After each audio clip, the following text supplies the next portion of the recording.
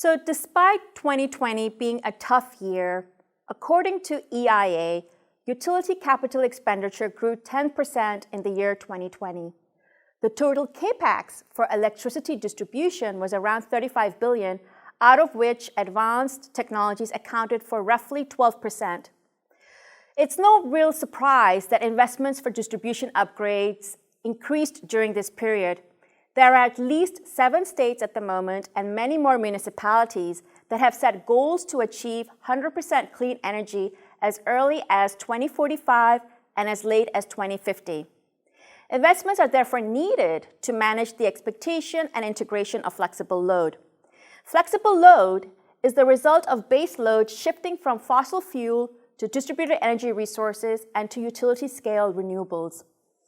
This complex maneuver requires and starts with investing in real-time visualization that can capture and analyze a diverse set of data sources ranging from line sensors to distribution feeders to smart meters to substations, and then finally to the point of load consumption, namely the customer.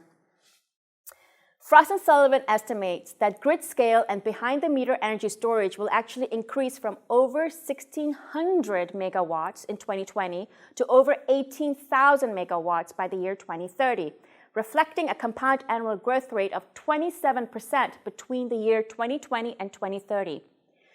During this same period, total solar PV is projected to grow from over 17,000 megawatts to over 24,000 megawatts, whereas natural gas is actually going to experience a negative compound annual growth rate of 2% during the same period. Coming to electric AMI metering, which consists of comms, hardware, and meter data management, Frost & Sullivan estimates that this market will actually grow at a compound annual growth rate of 5.5%, which will equal to $3.5 billion by the year 2030. And this is the US market I'm obviously talking about. Given these changes, along with the pressure to improve grid resiliency and grid hardening against age and severe weather conditions, CAPEX will continue to grow at a compound annual growth rate of 5.7% for the next 10 years. These investments are clearly growing at a faster pace than electricity sales and end-user points. In fact, research indicates that many of these early and ongoing smart grid investments are directly resulting in lower operation and maintenance costs for a number of utilities. To take a closer look at these smart grid investments, Frost & Sullivan, in collaboration with Itron, has reviewed many of these past and current projects to determine which of these projects are worthy of special recognition. Our goal was to evaluate societal and operational objectives, as well as to understand the outcomes from these projects. This spring, we requested nominations, and today I'm here to share the results. Now let's start with our energy recipient. This city has the ambitious target of achieving 100% renewable electricity by the year 2045, along with electrification targets for buildings and vehicles. It has plans to achieve 100% carbon-free electricity by the year 2035, and the goal to become 100% carbon-free that is not only affordable, but also reliable and equitable.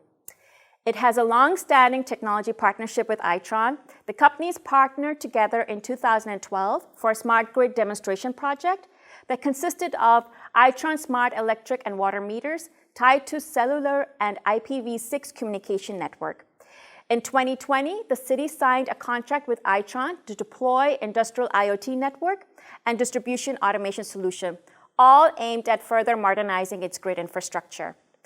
This state-of-the-art communication network would automate and improve visibility of all its circuits and feeders across substations down to the edge of the customer. This system and single platform will allow multiple stakeholders within the organization to access the same data in real time, allowing for improved planning process, as well as being able to manage diverse load characteristics. Please join me in congratulating Los Angeles Department of Water and Power. Now moving on to the water recipient.